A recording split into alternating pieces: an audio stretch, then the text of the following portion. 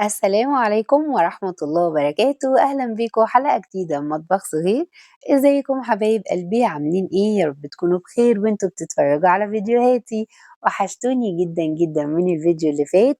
النهاردة بقى جاية لكم بوصفة سهلة جدا وبسيطة. ولادي كانوا عايزين يطلبوها من بره، قلت لهم لا، مطعم وانا موجودة لازم نعملها مع بعض في البيت، ونعملها بكل سهولة عشان حبايبنا كمان تعملها لولادها في البيت، ويبقى كل حاجة إن شاء الله موفّرين فيها واقتصادية. شايفين الجمال والعظمة؟ عايزين بقى تعرفوا الجمال والعظمة بتاعة فتة الشاورما القمر دي اتعملت إزاي؟ يالّا بقى انزلوا حطّوا لايك للفيديو، ويالّا بينا ندخل على المقادير وطريقة التحضير. بسم الله، أول حاجة هنعملها هي التومية. وعشان نعمل التومية محتاجة بقى كوباية من المَيّة، ومعلقة كبيرة كده مليانة هرمية من النشا.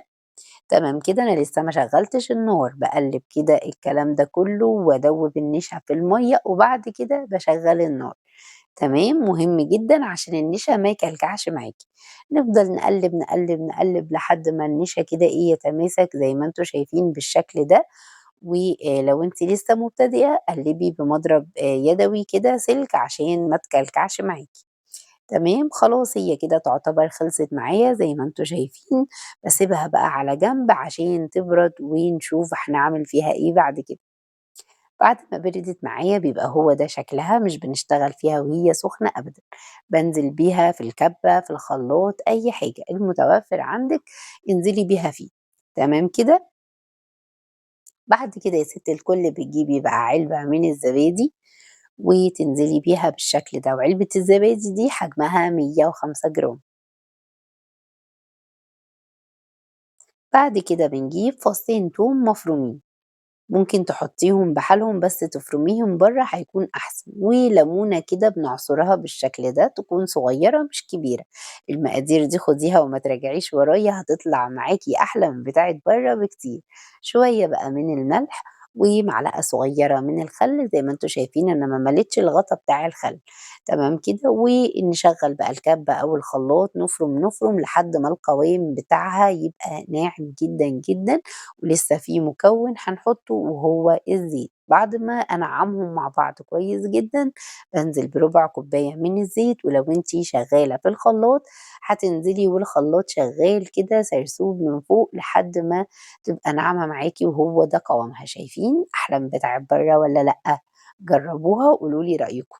خلاص هانزل بيها في البولة بالشكل ده، شايفين قوام ولون، وعايزة أقول لكم الريحة بتاعتها تحفة جدًا. ونخش بقى على الرز. النهارده هنعمل شوية رز مبهر بقى تسموه رز ريزو زي ما أنتم عاوزين. حطيت شوية زيت، وهاحط كمان معلقة من الزبدة، وهانزل ببصلاية صغيرة مفرومة ناعم بالشكل ده. أنا كل حاجة على فكرة ما باخدهاش بحذافيرها، أنا باعمل على طريقتي.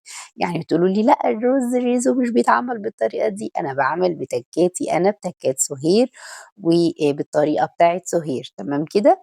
أنا هنا خلّيت البصلة خدت لون دهبي جميل، بانزل بشوية بهارات، مكعب مرق، بهارات فراخ، فلفل أسود، رشة قرفة، رشة من الشطة وده اختياري، ورشة من ال7 بهارات أو بهارات اللحمة. بس كده هم دول اللي أنا بانزل بيهم، وأقوى حاجة باحطها فيها هي الفلفل الأسود عشان يدّيني طعم حلو.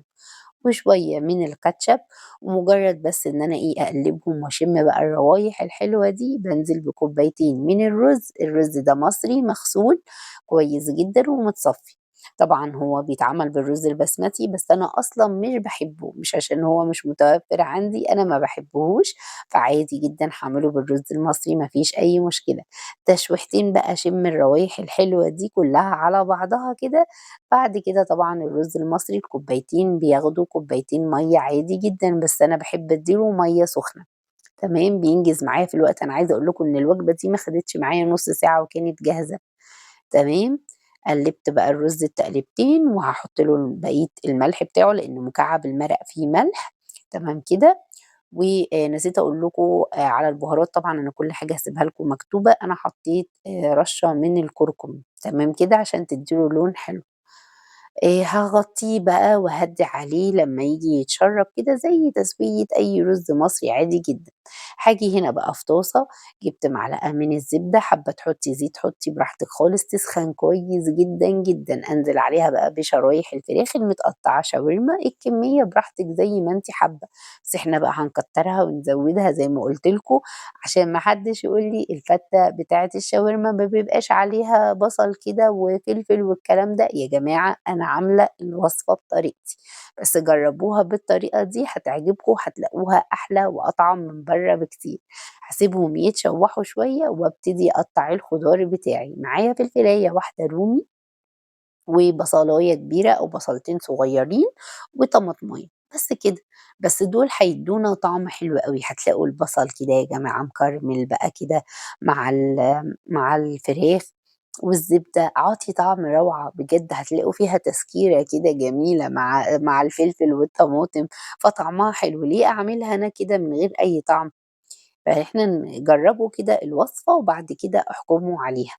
قطّعت بقى الخضار بتاعي كلّه رفيّع، رفيّع بالشكل ده زي ما أنتم شايفين، و خلاص فاضل لي الطماطم بس هاقطّعها مكعبات كده بالشكل الصغيّر ده، لإن أنا مش عايزاها شرايح زي الفلفل والبصل، أنا عايزاها مكعبات صغيّرة، تمام كده؟ نيجي بقى نرجع للفراخ بتاعتنا أول ما ألاقيها خدت تشويحة كده وخلاص شربت المَيّة اللي نزّلتها، هي نزّلت حبّة مَيّة صغيّرين مش كتير لإن أنا حطيتها على طول على حاجة سخنة، حطيت بقى فلفل أسود وملح، شوية بهارات فراخ ورشة من الشطة اختياري مش حاباها ما تضيفيهاش، تمام كده؟ وقلِّب بقى الكلام ده كُلّه وشمّي الروايح بقى يا ستّي حاجة كده بجد وهميّة، عقبال ما الرُز كان استوى كانت الفراخ بتاعتي خلصت وخلاص على كده الوصفة بتاعتنا خلصت. بعد بقى ما ألاقيها خدت تحميرة كويس كده واستوت زي ما أنتم شايفين، بانزل عليها بالبصل بقى، البصل هينزّل كمان مَيّته وهي هتشربها منّه وكمان هيتقلّب بقى معاها كده ويدّيني زي ما قُلت لكم تسكيرة كده للفراخ ويخلّي طعمها حلو جدًا، هيكرمل كده مع معلقة الزبدة وهيدّي طعم حلو أوي. نقلّب بقى شوية كده، وبعد كده نسيبهم ياخدوا ويدّوا مع بعض، بُصّوا الشكل، شايفين المنظر، ننزل بقى بشوية الفلفل الرومي اللي إحنا قطّعناهم وتقدري كمان تقطّعيه حامي معاها.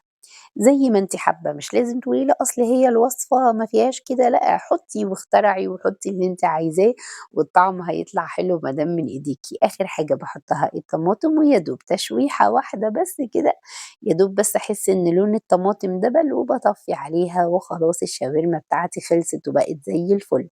نيجي بقى لشوية الرز العظمة دول، بُصّوا الريحة قالبة الدنيا، اللون، الشكل، ما فيش رُزاية لازقة في التانية ولا رُزاية لازقة في الحلة أو الوok زي ما أنتم شايفين كده بُصّوا، تحفة. ننزل بقى في طبق التقديم، نرُص بقى الرز بتاعنا بالشكل ده، وعايزة أقول لكم إن الوجبة دي بتكفّي 4 أفراد، إحنا 4 أفراد وأكلنا الوجبة دي.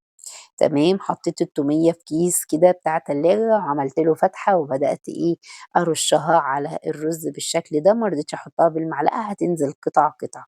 حمّصت بقى عيش برضه، ما إحنا هنعملها زي برّه بالضبط وأحلى، حمّصت عيش، قطّعت العيش البلدي بتاعنا خالص، قطّعته بالمقص كده وحمّصته في معلقة سمنة بلدي كده، لو أنتِ حابة، مش حابة اقليه في الزيت، برضه مش حابة خالص حطّيه في الفرن براحتك خالص، زيّنتِ بيه بالشكل ده ونجيب بقى الشاورما، شايفين جمال الألوان؟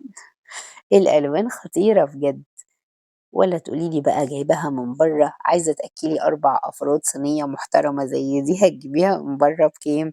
هتجيبيها من برّه بقد كده، طب ما إحنا هنعملها في البيت ونوفّر كده وكمان أنضف وأحلى من إيديكِ، شايفين الجمال؟ والله لوحة فنية، إيه رأيكم في الجمال ده؟ تحفة بجد، هاجيب طبق دلوقتي وأطلّع لكم بقى أنا باعمل كده مع ولادي، كل واحد كده باروح حاطة له بقى إيه كبشة من دي كده في الطبق، دي الشيّالة بتاعتي بقى باعمل بيها كل حاجة. ننزل بقى في الطبق كده ويا سلام على الجمال والألوان، ناخد حبة شاورما كده من فوق، بصوا الجمال، إيه رأيكم بقى في العظمة دي؟ بجد كان نفسي كلكم تدوقوا منها. شايفين الجمال بقى والّا تقولوا لي بقى المطاعم والّا أي حاجة من الكلام ده كله؟